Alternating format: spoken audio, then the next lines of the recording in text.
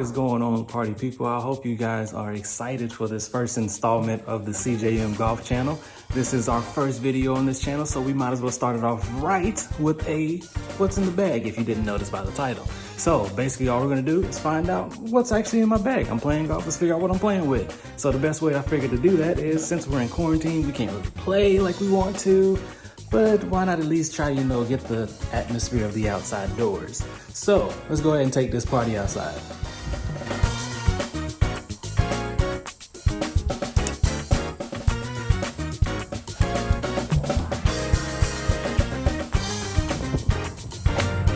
All right, ladies and gentlemen, so we made it here outside on this beautiful patio here that we have outside of our home. Of course, with the quarantine, we're not able to, do everything that we would like to do. But so with that being said, I hope you guys are staying safe. I hope you guys are staying at home as much as possible. We will get through this, and the only time will tell will we be able to look back and just think about what was at a time when we're now dealing with, everything that's going on. But with that being said, let's go ahead and get right into the video. So basically, what's in the bag? All of my favorite, YouTube channels, everybody, they've done a what's in the bag video, and I figured why not. So I'm going to give you guys a insight on what I play with. When you see these course vlogs, you'll know exactly what's going on or what's being played, and maybe you might be interested to try the club out. So when I first got this set, I used 3balls.com. It is a great website to get secondhand golf clubs here in the US. So I was able to go on there, kind of put everything together. Always, for one, always do your research when you're going into something like this as far as a purchase, because it's always good to know exactly what you're getting, so that way you know that what you're getting is going to be for you. Now granted, I always recommend getting fitted, which I'm actually on the schedule to get that done with these. But I've had these for a while, but I want to get fitted to make sure I have the right measurements with the shafts and everything that's going to work for my game. So needless to say though, my game as it stands works with these clubs. First, starting off, the bag. Bag is a Titleist bag that I got, just a regular cart bag I got from a Leatherman Golf here in Charlotte. Also got it with this head cover, which I'll get to here in a second. So let's start with the wedges here. Excuse that, a little bug hit me in the head. Wow. Wedges, I have now for one, I'll go ahead and give this disclaimer so you guys will see a trend going on, but I'll go ahead and give you guys a disclaimer. And I'll put close-up pictures down below as well. But I do have everything in this bag TaylorMade. I've been a huge fan of TaylorMade ever since I kind of really started doing that research, like I said, on what I think I liked. TaylorMade always just stood out to me, especially with my favorite players. They all use TaylorMade, so that was kind of my bias side on it. But players like Tiger Woods, Jason Day, Rory McIlroy, all of those guys are TaylorMade guys. Dustin Johnson, I can go on. So TaylorMade was already the kind of brand I at least wanted to go with. So with that, everything in here is TaylorMade. Full disclaimer, now you know. So wedges, I do have the R series, but it's the EF Spin Groove Tour Grind edition. I do have technically 4 wedges, 3 at least in this series. Starting off with the smallest, I have a 60 degree with a 10 degree bounce, have a 56 with a 12 degree bounce, and then here in my hand I have the 52 with a 9 degree bounce. So kind of mixed back and forth.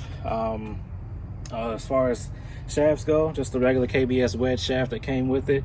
There was different grips, I guess I could say, not additional, but different grips that were on here before. I can't remember what they were at this time, but I did get them changed out to these MCC multi-compound mid-size Golf Pride grips. And I tried to color coordinate it, so my wedges all have black and red, and as you'll see here in a second, all of my other irons have black and orange. So iron wise, still, like I said, TaylorMade, still here. So TaylorMade, I went with the RSI 1s. I have that all the way from 4 to pitching wedge. What I like the most, at least in my research, I knew I needed something with a little bit of forgiveness. I also needed something that would help me out just a little bit, especially starting out, to kind of, get the distances I was looking for carry wise. Small point check.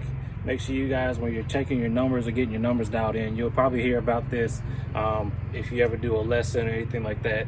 But how far you hit the ball is only the carry, not the total distance. So if you can carry a club when you hit it and it hits the ground, that's your total distance that you have to account for. So just a small disclaimer. But like I said, I have the RSI-1 irons. I like that they have the forgiveness. They have a lot of tungsten on the bottom here. They do have the slot performance going, I think, starting at, I want to say starting at 8. I think the 9 and the pitching wedge don't have the slot performance. And then as you get further up to the 7 and up have the kind of face slot on the top side. So those are my irons here. Like I said, I have that for the pitching wedge, then the wedges. From there, I struggled a lot with this portion of the clubs. I tried a hybrid initially. Wasn't a big fan of it. It worked because I was still kind of learning everything, but I definitely liked the feeling I had. At least I felt more confident with the iron in my hand sometimes from playing maybe a short par 4 or a long par 5 where I needed to create some space, but didn't necessarily have enough, room to hit maybe a 3-wood, or if it's really that far away, if I'm still hitting driver off the deck, then we got other things to worry about. But so I decided to go ahead and jump to a 2-iron, and roughly the same time I decided to make the jump, TaylorMade came out with this new set of club. So they came out with the gapper. They have the gapper in a low, mid, and high. With the 2-iron, you have to get it in the low. So I got the low in 17 degree for a 2-iron. It is adjustable still, however, so you can pick it up to maybe higher up to maybe about a 9. I think maybe it goes up to 3. The exact degrees as far as the numbering goes, I'll put that down below so you guys can see. But I keep it pretty much standard in a 17 because my irons, they're kind of pushed up heavy a little. They're pushed up more in loft just to create that more distance. So my 4 is roughly in the high 20s. Well, low 20s, I guess, in that setting. So nothing too crazy, just a nice jump from 4 to 2, 17 to maybe about a 20. So I think it works for me. And it's a really good club, like I said, when you have a short par 4, maybe a long par 5, to just kind of make up some room. So 2-iron is in the bag. And let's see, it's a little windy out here. 3-wood, of course, TaylorMade. My 3-wood and my driver are in the same year setting. So it is the 2017 M family series. 3-wood wise, I have the M2 3-wood. So the M2, for all my golf nerds, doesn't have any kind of adjustability, but it is a 3-wood, 15 degrees. Does have the face slot there, geo-acoustic. This thing works for me. At a time, I was actually hitting this further than my driver, which is probably sad, but it kind of goes back and forth on certain days. But this guy gets me out of some jams. I call him Little Mike. So with Little Mike, his older brother Matthias, I like that name, I don't know why, but so everybody that knows me, real quick disclaimer, I'm a very big Hokie fan, Virginia Tech, Hokie High. So when I saw this along with the bag, it had to get done. But it does cover up my M1 driver for the 2017 edition with the T-Track. Setting wise, I do have that pretty low. Don't like too much flight on my ball. And it's kind of maybe a draw setting. I like a small cut on my driver. So nothing too crazy, but something that I can probably start off left, come back a little right. But we'll do a fitting to kind of get everything dialed in on that side. So that's the driver. And last but not least, where all the money is made, on the putting green. So of course, like I said, everything is TaylorMade. Gotta have a Tour Spider. So I'm definitely a mallet preference. So went with the Tour cover. Not the same color, but it does its job and it covers. So we do have the regular, Tour Spider, gray and red.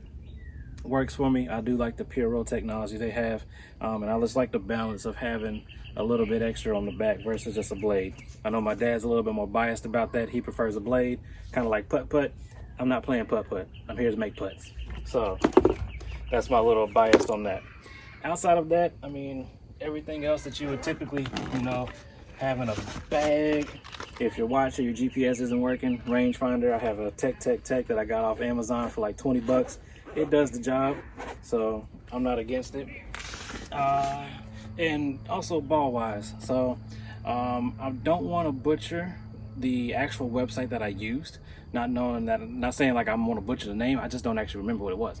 So, but I will leave it down here below. But me and my dad actually told me about a website that was able to give, or you're able to get brand name golf balls that you would think of. So Callaway, TaylorMade, Titleist. You were able to get like the golf balls that you see on TV for a reasonable price. So now granted, when you pay for a golf ball, especially just for 12, it's going to be roughly maybe about 40 something bucks. I use the TaylorMade TP5Xs, so they're roughly around that price range. But with this website, I was able to get 5 dozen of them for just maybe a little bit more than what you would get for just 12.